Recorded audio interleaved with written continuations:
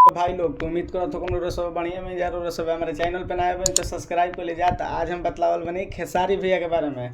तो खेसारी भैया के बहुत एगो पोस्टर वायरल भइल बा, एकदम खतरनाक महाराज गाना एकदम आ रहल बा ओने से, ठीक बा। तो साड़ी के प्लेट खाली कमरे में खोसलना।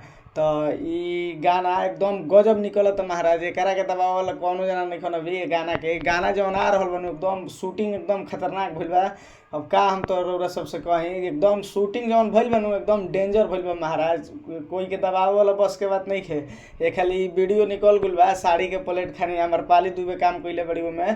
तो एकदम जाई जा महाराज, एकदम गजब गाना बा मर्द, पवन सिंह के बस के बात नहीं खे। अरे कहना क्या चाहते हो? ई गाना गावल ठीक बा, आवत साड़ी के प्लेट खानी कमरे में खुशली ना हमरा के। तो एकदम सॉन्ग बहुत मस्त बा, कल रिलीज हो जाई ना बतले रहे पिछला वीडियो में। एकदम गाना आवत खतरनाक महाराज, कहनी ना खतरनाक आवत गाना के दबावे वाला भी कौनो जाना एथिए नहीं कौन भइल मर्दे, ऐसा गाने आवत एकदम डेंजर एकदम मर्दे। पवन सिंह के बस के बात नहीं, बाप को भेज, तेरे बस की बात नहीं। खेसारी भी एक गाना मर्द ट्रेंडिंग में ना जाई, चुमा चुमा सॉन्ग एकदम गार्दा गइल बा महाराज। इहो आवत साड़ी के प्लेट खानी कमरे में खोसला, इहो गजब जाई गजब एकदम। व्यू के तो बातें मन पूछी महाराज, दबावे वाला भी कौनो जना पैदा ना हुई है, ठीक बा खेसारी भैया के।